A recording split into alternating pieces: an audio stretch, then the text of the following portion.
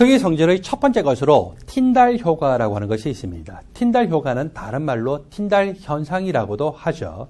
콜로이드 입자는 빛을 산란할 수 있는 입자입니다.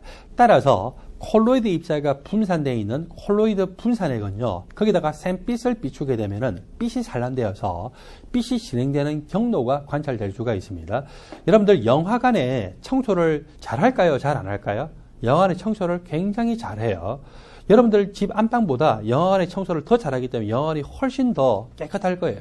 그런데 여러분들이 영화관에서 영화를 보다 보면은 뒤에 있는 영사기의 샘빛이 화면을 비출 때 그 영사기 위에 먼지가 날아다니는 것이 보여요, 안 보여요? 보이죠?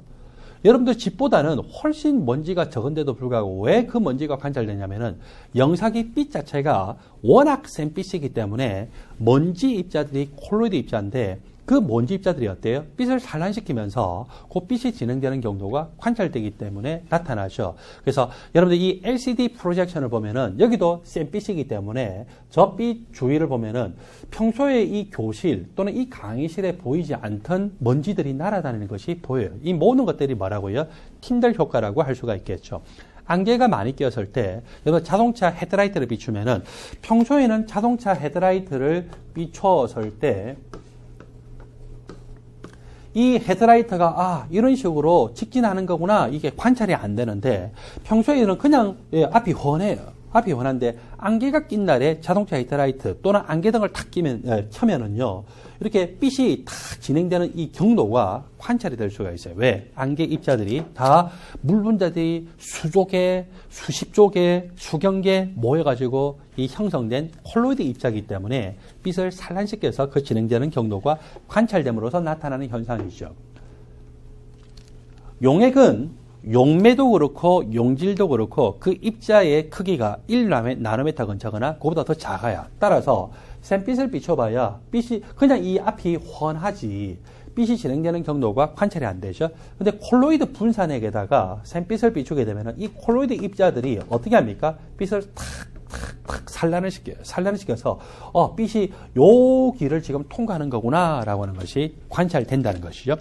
콜로이드의 크기 성질 중에서 두 번째 것은요, 투석이 있습니다.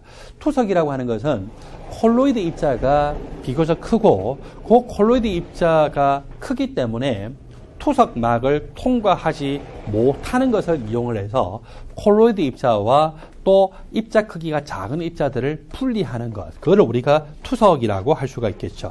투석으로서 대표적인 것이 혈액 투석이 있는데, 자, 혈액 속에는 요소와 같은 불순물이 존재하면은 안 됩니다. 그리고 또 혈액 속에는 단백질들이 존재하고 있죠. 여러분들 단백질이라고 하면은 그것이 헤모글로빈 그리고 또 항체 여러 종류의 단백질들이 있을 테고 단백질들은 바로 콜로이드 입자입니다. 단백질과 같은 콜로이드 입자는 혈액 속에 그대로 보존을 하면서 혈액 속에 있던 요소와 같은 분자량이 작은 것은 분리를 해내야 되겠죠. 따라서 어떤 방식으로 이 혈액 투석을 하게 되냐면은 등장액이라고 하는 것은 혈액 속에 있는 이온의 농도와 동일하게 맞춘 용액을 말하는데 그 등장액을 이 혈액이 통과되도록 만들고, 물론 혈액은요 등장액에다 그냥 붓는 것이 아니고 이렇게 투석막으로 된 튜브를 통과를 시키죠. 자, 이렇게 해서 통과하다 보면은 콜로이드 입자는 단백질이고 분자량 자체가 크고 입자 사이즈가 크기 때문에 투석막의 구멍을 통과하지 않고 그대로 다 보존이 됩니다. 그랬는데 혈액 속에 있던 염화이온, 소듐이온, 포타슘이온 이런 이온 성분들은요 바깥으로 나갈 수가 있죠. 그런데 등장액은 또 혈액 속에 있는 이 이온들의 농도하고 같기 때문에 안쪽으로 들어올 수도 있어요. 그러므로 이 이온들의 농도는요 변함이 있습니까 없습니까? 양쪽의 농도가 같기 때문에 알짜름이 어디로도 생기지 않고 결국 보존되겠죠. 만약에 이쪽이 바깥쪽이 순수한 물이라면은 이온들이 바깥쪽으로 알짜름이 생겨서 큰일 나겠죠. 자, 그래서 등장액이기 때문에 이온의 농도는 일정하게 유지가 됐다. 그리고 저분자량 물질이 있어요. 포도당이라든지 아미노산 같은 거. 그런 것들은 어쩔 수 없이 안쪽은 존재하는데 바깥쪽은 농도가 제로이기 때문에 바깥쪽으로 빠져나가게 되겠죠. 그래서 혈액 투석을 받고 나면은 이 아미노산이라든지 포도당 같은 양분 성분들이 밖으로 빠져나가기 때문에 혈액투석을 받은 분들이 굉장히 배가 많이 고프다라고 이야기를 하죠. 그래서 혈액투석을 받은 분들은 보통 이렇게 알사탕이나 또는 초콜릿을 드시는 것이 바로 그런 것 때문에 그렇습니다. 자, 이 저분자력 물질이 빠져나가는 건 어쩔 수가 없어요. 사람이 이제 음식물을 섭취해서 다시 몸속에다 넣어주면 되는데, 여기서 혈액투석을 하는 가장 큰 이유가 요소, 유래와 같은 노폐물을 빼내기 위해서 그렇죠. 등당액은 이 아미노산이나 포도당과 같은 저분자량 물질도 농도가 제로지만 노폐물, 요소의 농도도 제로죠. 따라서 이 노폐물이 안쪽은 고농도인데 바깥쪽은 제로이기 때문에 알짜 흐르면 어디로 생길까요? 바깥쪽으로 생기겠죠. 그래서 이 노폐물의 농도가 감소가 되고, 이 과정을 여러 번 하게 되면 노폐물의 농도가 일정 수준 이하로 감소가 되겠죠. 자, 이 혈액투석의 핵심이 뭐냐면요, 우리 몸속에 있는 단백질, 헤모글로빈이나 항체와 같은 단백질이 빠져나가면 사람은 죽습니다. 그것은 콜로이드 입자인데, 콜로이드 입자는 투석막의 구멍보다 작기 때문에 바깥쪽으로 빠져나가지 못해서 보존이 되고, 그거보다 작은 입자들은 바깥으로 빠져나가게 만들어서 콜로이드 입자와 또 작은 입자들 사이에 그것들을 분리하는 것, 투석막의 구멍 크기를 이용해서 분리하는 것을 투석이라고 이야기하죠. 자, 그리고 콜로이드의 정기적인 성질은 친수성 콜로이드냐 소수성 콜로이드냐에 따라서 약간 다르게 나타날 수가 있습니다. 친수성 콜로이드가 용매중으로부터 물로부터 분리되는 것을 염소, 그리고 소수성 콜로이드가 용매 또는 물로부터 분리되는 효과를 엉김 또는 응석이라고 표현하는데, 친수성 콜로이드가 분리되는 염석은요, 그 용액 중에 첨가하는 염수용액에서 양이온, 음이온의 농도가 중요하지, 양이온의 전하가 플러스 1가가 아니라 플러스 2가냐, 플러스 3가냐, 또는 음이온의 전하가 마이너스 1가가 아닌 마이너스 2가냐, 3가냐에 영향을 거의 받지 않아요. 물론 전혀 영향을 안 받는 건 아니겠지만, 우리가 그냥 이론적으로 거의 영향받지 않는다라고 분류를 합니다. 그런데 엉김 효과는요, 확실하게 영향을 크게 받죠. 왜 그럴까요? 엉김 효과는 거기에다가 첨가하는 염수용액의 농도가 한꺼번에 과량으로 많이 첨가했어요. 안 그러면은 그 농도가 비교적 낮은 상태인데 조금만 첨가해도 일어나요. 예, 조금만 첨가해도 일어나죠. 엉김 효과는 조금만 첨가해도 일어나기 때문에 양이온이 플러스 1가냐, 플러스 2가냐, 플러스 3가냐에 영향을 크게 받고, 음이온이 마이너스 1가냐, 마이너스 2가냐, 마이너스 3가냐에 크게 영향받아요. 만일에 소수성 콜로이드가 양전하를 띠고 있는 양이온성 소수성 콜로이드라면은 마이너스 1가 음이온보다는 마이너스 2가나 3가 이온을 첨가할수록 더 엉김 현상이 잘 생겨요. 그리고 이 소수성 콜로이드가 음전하를 띠고 있는 음이온성 소수성 콜로이드라면은 플러스 1가 양이온보다는 똑같은 농도라도 플러스 2가, 똑같은 농도라도 플러스 3가 이온을 첨가하게 되면 더 엉김 현상이 잘 생기겠죠. 그 말은 뭐냐면은 플러스 1가 이온을 어떤 농도로 첨가했을 때 엉김 현상이 생기면은 플러스 3가의 경우에는요, 훨씬 농도를 낮게 첨가해도 쉽게 엉김이 일어난다라는 것을 의미하죠. 자, 그리고 콜로이드의 정기적인 성질 중에서 전기 이동이라고 하는 것이 있습니다. 전기 이동은 콜로이드 입자 그 자체가 예를 들어서 양이온성을 나타낸다고 생각합시다. 여러분들 교재 181쪽에 오른쪽에 그림이 있습니다. 콜로이드 입자 그 자체가 양이온성을 나타내고 있어요.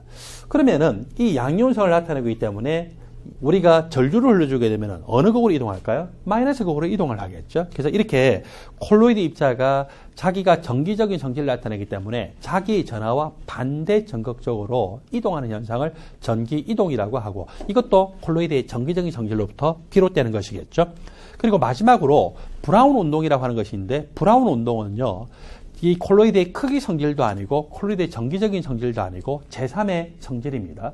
브라운 운동이 뭐냐? 콜로이드 입자가 여기 있었어요. 콜로이드 입자는 워낙 커요. 따라서 용매 분자가 빵빵빵 충돌한다고 해서 콜로이드 입자가 움직이지는 않죠.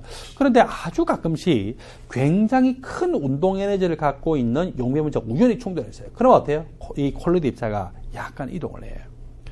그리고 또 다른 용매 분자가 충돌한다고 해서 이동하지 않다가 또 우연히 굉장히 큰 운동 에너지를 가진 용매 분자가 우연히 충돌하면 또 콜로이드 입자가 이동하죠. 그래서 이렇게 콜로이드 입자가 용매 분자의 열운동에 의해서 이동하는 현상을 뭐에 의해서 관찰되냐면은 센빛을 비춰가지고 틴달 효과를 통해서 이동하는 것을 관찰하는 것. 저걸 우리가 브라운 운동이라고 하고요. 브라운 운동을 관찰하는 것이 틴달 효과를 이용하는 한의 현미경을 통해서 관찰할 수 있기 때문에 이 브라운 운동을 가끔씩은 콜로이드의 크기 성질로 분류하기도 합니다. 자, 이렇게 우리가 콜로이드의 성질을요, 크게 두 가지, 크기에 의한 효과인 투속과 틴달 효과, 그리고 정기적인 이 성질에 의해서 나타나는 엉김, 염서, 전기 이동으로 분류할 수 있고, 브라운 운동을 용매 분자의 열 운동에 의한 것으로 세 번째 것으로 분류할 수도 있기도 하지만 가끔씩은 틴달 효과를 이용한 한의 현미경을 이용해서 관찰하기 때문에 크기 성질로 분류하기도 합니다. 또 콜로이드는 물에 대한 친화성 정도에 따라서 친수성 콜로이드와 소수성 콜로이드로 분류하기도 했죠. 여러분들 교재 182쪽을 보면은요, 콜로이드의 성질과 관련해서 문제가 있습니다. 예제 문제를 풀어보고 있습니다. 수산화 철 콜로이드 수용액을 만들었어요. 정확하게 말하면 콜로이드 수용액이 아니라 콜로이드 분산액이라고 한다고 했죠. 이것을 그림 카와 같이 U자관에다 넣고서 직류전을 흘려줬어요. 자, 여기 지금 수산화철이 분산되어 있습니다. 이렇게 분산되어 있고 직류전을 흘려줬더니 어느 극으로 이동하느냐? 마이너스 극으로 이동을 했어요. 그래서 마이너스 극으로 이동해서 이쪽에 오른쪽으로 치우쳐 있는 것을 볼 수 있죠. 여기서 우리는 뭘 알 수 있냐? 아, 수산화철 콜로이드 입자라고 하는 것은 양이온성 콜로이드 입자이구나라고 해석을 할 수가 있죠. 이에 대한 설명으로 옳은 것을 보기에서 모두 고른 것을 봅시다. 기억. 여러 종류의 염들이 있어요. 여러 종류의 염들이 있고 이 중에서 양이온성 소성 콜로이드를 잘 엉기게 만들려면은 가장 효과가 큰 것은 음이온의 전하가 커야 되겠죠. 자, 첫 번째 것은 음이온의 전하가 마이너스일까요? 두 번째 것은 음이온의 전하가 마이너스일까요? 세 번째 것은 음이온의 전하가 마이너스일까요? 네 번째 것은 음이온의 전하가 마이너스 3가예요. 따라서 가장 이 양이온성 소성 콜로이드의 엉김 효과를 크게 유발하는 것은 바로 이 인산 포타슘인데 여기서는 수산화 칼슘 마이너스 1가밖에 안 되는 음이온이 있는 이것이라고 잘못 설명되어 있죠.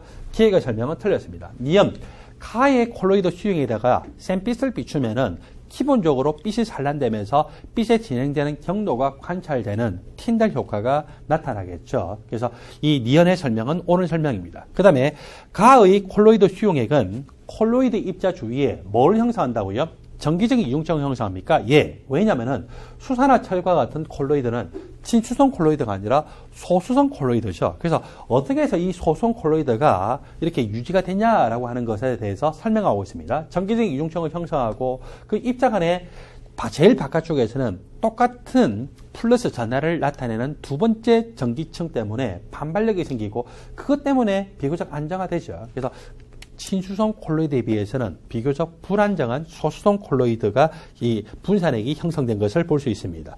친수성 콜로이드에 비해서는 비교적 불안정하기 때문에 조금만 전해질 수용액을 첨가한다 하더라도 쉽게 분리가 되면서 침전이 일어날 수 있고 그걸 우리는 엉김 또는 응석이라고 표현을 했었죠. 티그샷 설명이 옳은 설명입니다. 이 예제 문제에서는요, 니언과 티그샷이 옳기 때문에 답은 5번입니다. 잠시 후에 8장 화학 반응 속도론 그리고 화학 평형 단위를 계속 공부하겠습니다.